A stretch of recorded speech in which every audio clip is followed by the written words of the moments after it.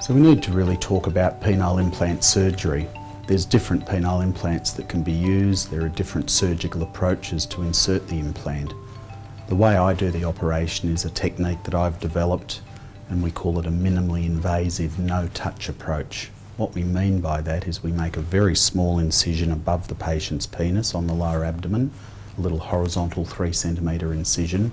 The whole implant's inserted through there, so the pump, the cylinders and the reservoir. The no-touch is that we occlude the patient's skin when we're operating, so the penile implant or our gloves never touch the patient's skin, and that's very important in preventing infection. The risks of any implant operation, not just a penile implant, but anything we insert inside the body, is that when you have the wound open and you put an artificial material in, there's a risk of infection getting in at that stage. These are usually germs that come from the patient's skin, so if we avoid the skin being exposed, we dramatically reduce the risk of infection. And our current infection rate using the technique that I've developed is less than 1%, which is very, very acceptable. Before the operation, we have the patient wash their skin with antiseptic solution for 3 days prior to coming to hospital. They commence antibiotics the day before.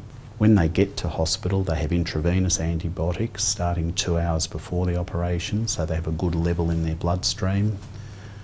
And then they come into the operating theatre.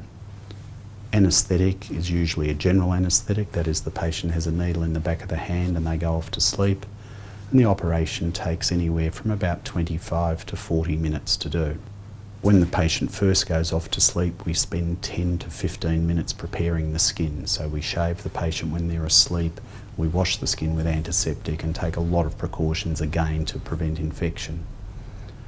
The operation's all done through a little 3 centimetre incision, and basically we create spaces within the penis to insert the cylinders, we create space in the scrotum for the pump, and we position the reservoir in the pelvic area.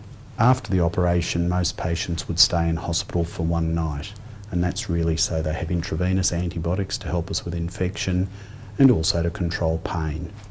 I think it's fair to say that most patients are quite uncomfortable for the first 48 hours. I'd rather tell patients that and so they have a realistic understanding. They will need strong painkillers for the first 3 or 4 days, and probably a week to 10 days before they'd really be back to normal physical activities. I see most of my patients at 3 weeks after the operation, and at least 65, if not 75% of them at 3 weeks are able to inflate their device. That is, they're comfortable enough to learn how to inflate and deflate it, and some of them will commence sexual activity as early as that. Certainly by 6 weeks, the great majority of patients have commenced sexual activity. The very good thing about penile implants is they're one of the more reliable ways of treating erectile dysfunction. Once the implant's inside the body, it will work. Medication may not, injections may not, a penile implant will, so very, very reliable. They are, however, a mechanical device, and there's a small risk of mechanical failure. 95% of them are still working completely normally at 10 years. And even by 15 years, 75% of them are still working. So I think they're really quite a reliable device. So penile implant surgery is covered by private health funds in Australia and by Medicare. It's regarded as a normal operation in that regard. The cost of the implant is covered by the private fund, the surgery, the time in hospital is covered. Unfortunately, in the public hospital system, certainly in Victoria and Australia, they're not very well funded, so we're limited in the number we can do. They are available to those patients, but there's often quite a long waiting time.